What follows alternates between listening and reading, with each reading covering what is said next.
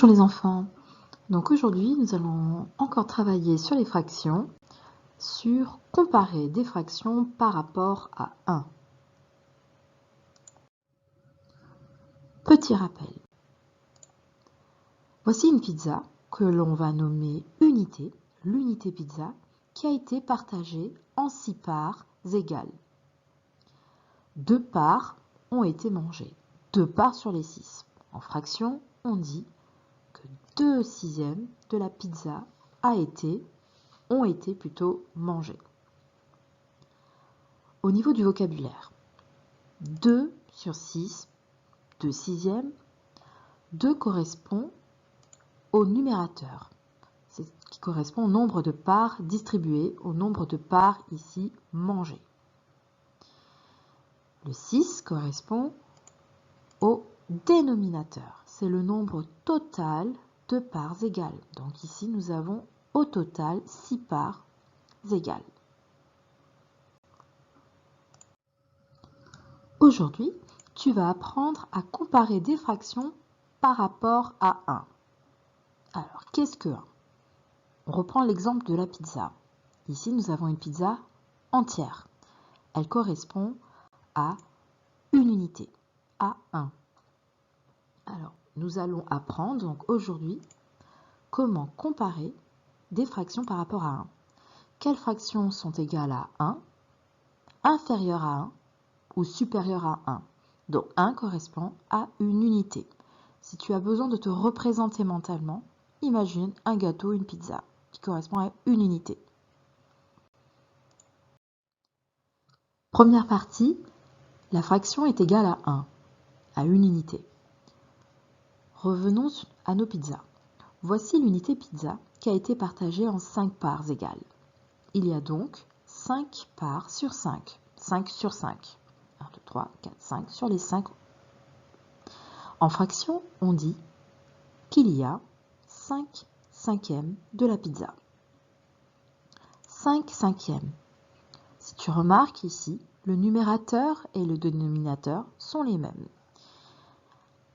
En fraction, on dit que 5 cinquièmes est égal à l'unité, donc est égal à 1.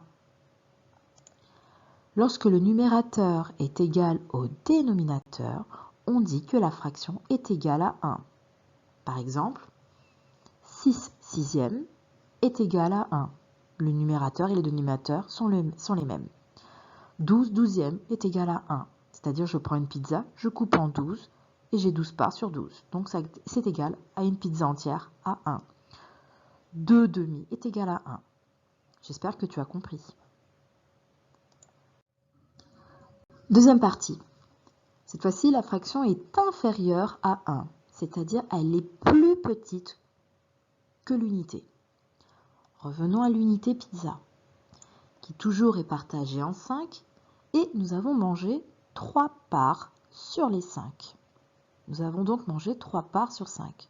En fraction, on dit on a mangé, oui, les 3 cinquièmes de la pizza. 3 parts sur les 5. 3 sur 5, 3 cinquièmes. Alors, tu remarqueras 3 cinquièmes, donc nous avons ici le numérateur qui est plus petit que le dénominateur. Alors, par rapport à 1 qui est l'unité entière, c'est-à-dire la pizza en entière, est-ce que tu penses que la fraction est plus grande, plus petite ou égale à 1? Ce qu'on a mangé? Eh oui, elle est plus petite, elle est donc inférieure à 1. 3 cinquièmes est inférieur à 1. Lorsque le numérateur, c'est-à-dire 3, est plus petit que le dénominateur 5, on dit que la fraction est inférieure à 1. Donc ici, on a mangé 3 parts, c'est-à-dire qu'on n'a pas mangé la pizza en entier.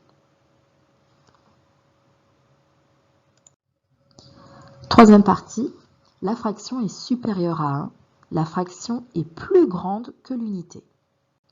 Alors notre première unité reste la pizza.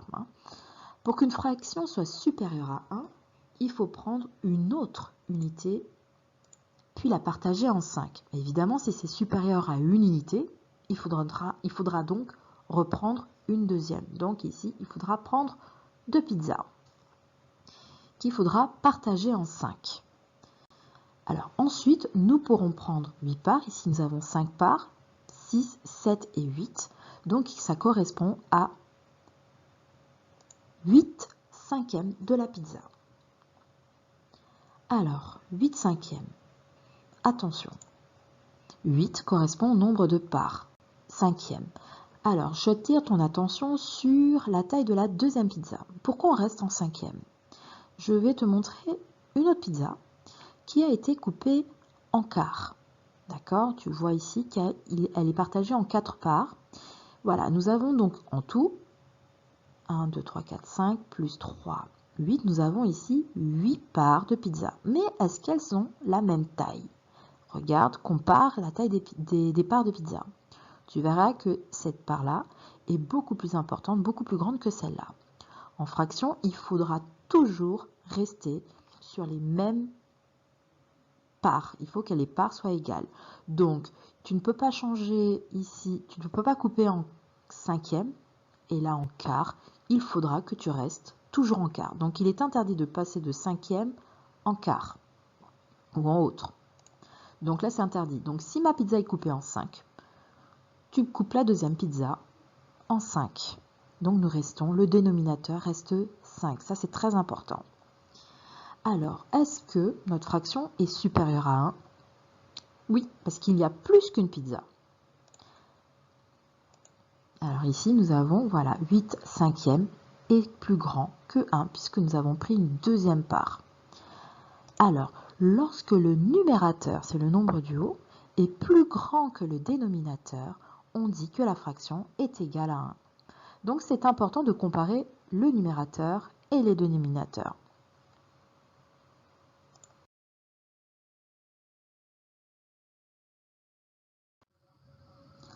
En résumé, alors, on peut comparer des fractions par rapport à 1 qui correspond à une unité. Alors, nous avons pris l'exemple d'une pizza, ça peut être un gâteau, ça peut être une bande. Voilà, il faudra toujours couper en parts égales, ça c'est très important. Alors, dans la première partie du tableau, nous avons ici 2 cinquièmes qui est inférieur à 1.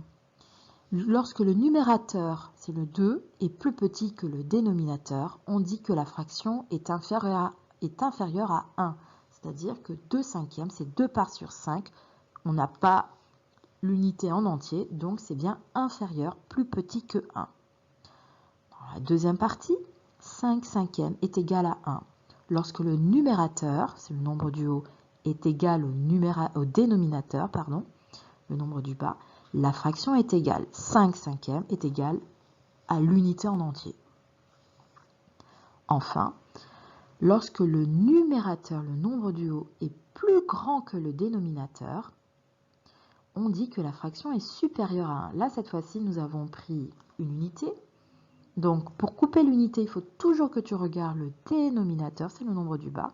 Donc, on a pris une unité qu'on a partagée en 5. Et comme on a dépassé 1, et oui, pour avoir 1, il faut prendre 5 cinquièmes, on a dépassé le 5, il faut reprendre une deuxième unité. Donc, ici, la fraction 8 cinquièmes est supérieure à 1. Alors, j'espère que tu as bien compris la leçon. Tu vas passer maintenant à la phase d'exercice. Passons aux exercices qui vont t'aider à mieux comprendre. Tu le feras à l'oral avec moi. Nous allons, à travers 2 exercices, travailler sur comparer des fractions. Alors, dans ce premier exercice, il faudra entourer la case contenant la plus petite des 2 fractions. Alors, il faudra que tu regardes, voilà, que ici vous avez une première carte, que tu regardes la partie grisée. Donc ici, nous avons un cercle qui a été partagé en 6 et 5 cases ont été coloriées. Donc ça correspond à 5 sixièmes. Et ici, une case sur 3 a été coloriée. Donc ça correspond à 1 tiers. Donc quelle est la plus petite des 2 fractions? Donc regarde aussi le nombre de parts coloriées. Donc la plus petite des 2 fractions est bien la deuxième. Tu as raison. Pour le prochain exercice, voilà, tu compares, voilà, c'est exactement les mêmes figures. Alors, Quelle est la fraction la plus petite? La première ou la deuxième? Oui, tu as raison, c'est la première.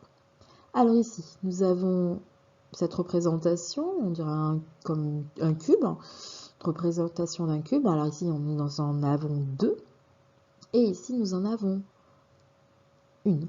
Alors, juste une question, à quelle fraction correspond cette figure? Alors, regarde ce premier dessin, ça a été partagé, oui, tu vois bien 3 parts, on est d'accord? Ici aussi, ici aussi. Donc, nous sommes en tiers. Combien y a-t-il de tiers ici? Les parties coloriées. Donc, 1, 2, 3, 4, 5. Donc, ici, on est à 5 tiers, et là, 2 tiers. Donc, quelle est la fraction la plus petite? Oui, c'est la deuxième. Donc ici, quelle est la fraction la plus petite? La première. Alors ici, nous avons 2 barres qui ont été partagées. Quelle est la fraction la plus petite? La première. Ici, c'est quasiment pareil. Alors tu peux compter. Tu dois comparer. Quelle est la fraction la plus petite? Ah ah! Et oui, c'est la première. Regarde, 1, 2, 3, 4, 5, 6. Et ici, 1, 2, 3, 4, 5, 6, 7. Donc ici, il y a 6 parts et là, il y en a 7. Donc j'espère que tu as compris cet exercice de comparaison. Dans cet exercice, il faudra colorier les fractions selon un code couleur. Donc en rouge, tu devras colorier les fractions qui sont inférieures à 1. En bleu, les fractions qui sont égales à 1. Et en vert, les fractions qui sont supérieures à 1. Alors rappelle-toi de la leçon. Souviens-toi, hop, que nous avons... Alors nous allons prendre l'exemple de 1, demi. Le nombre du haut correspond au numérateur et le nombre du bas au dénominateur. Lorsque le numérateur et le dénominateur sont les mêmes, la fraction est égale à 1. Lorsque le numérateur et le dénominateur sont les mêmes, la fraction est égale à 1. Alors, est-ce que tu la vois? On va commencer en fait par le bleu. Je vais changer de couleur, pardon, hop. Alors, en bleu, on va chercher toutes les fractions qui sont égales à 1. Alors, souviens-toi, il faut que le numérateur et le dénominateur soient le même. Alors, on regarde. Ah, ici, 7 septièmes. Le numérateur et le dénominateur sont les mêmes. Alors, au niveau des dessins, tu as raison, c'est celle-là. Cette représentation. Nous avons ici un triangle qui a été partagé en 4 parts, et les 4 parts ont été coloriées. Donc ici, ça correspond à 4 quarts. Voilà. Maintenant, est-ce qu'il y en a d'autres? Non. Maintenant, on va regarder les fractions qui sont inférieures, plus petites que 1, en rouge. Alors, dans la leçon, on revient. Il faut que le numérateur, alors lorsqu'une fraction est inférieure à 1, il faut que le numérateur soit plus petit que le dénominateur. Alors, par exemple, dans notre exemple, 1 demi, le numérateur est bien plus petit que 2, donc il est inférieur à 1. Donc je compare.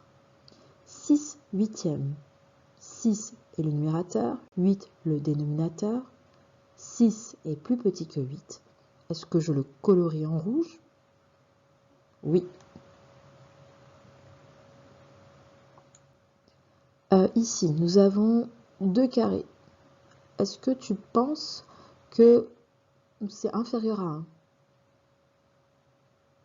Non, tu as raison, parce que là, il y a 2 unités, donc on est supérieur à 1.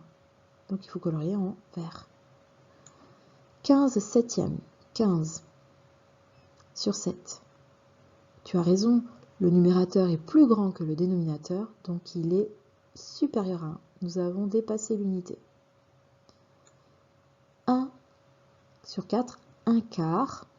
Alors 1 est plus petit que 4, 1 qui est le numérateur est plus petit que le dénominateur, oui, 1/4 est inférieur et plus petit que 1.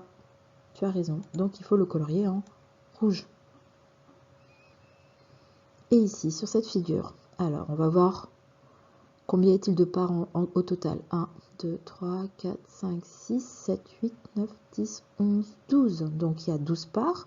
Donc j'écris ma fraction, j'écris le dénominateur. C'est le nombre de parts total, tu es d'accord? Et ensuite, je regarde le nombre de parts coloriées. 1, 2, 3, 4, 5. J'en ai 5. Donc nous avons 5 douzièmes. Alors, quelle couleur je dois colorier? Est-ce que c'est supérieur, inférieur à 1, égal à 1, ou supérieur à 1? Là, c'est facile, l'unité, c'est la figure en entier. Donc oui, tu as raison, c'est inférieur à une unité. Donc 7/7 est égal à 1. Et ici, là, tu vois clairement qu'il y a 2 unités. Donc nous sommes supérieurs à 1. Voilà. Alors, on va essayer d'écrire la fraction. Alors, je regarde une unité. Tu as remarqué qu'elles sont partagées de la même façon. Elles sont partagées en 3 parts égales. Donc, je fais ma barre de la fraction et j'écris, alors, en combien de parts est-elle partagée? 1, 2, 3, 1, 2, 3. Attention, on n'écrit pas 6 parce que on regarde d'abord l'unité. Donc, il y a 3 parts à chaque fois. Nous sommes en tiers. Et combien y a-t-il de tiers coloriés? 1, 2, 3, 4. Nous sommes à 4 tiers. Voilà, j'espère que tu as compris. Voilà, maintenant tu vas passer à une phase d'exercice sur ton cahier pour t'entraîner. Voilà, je te souhaite bonne chance et à bientôt.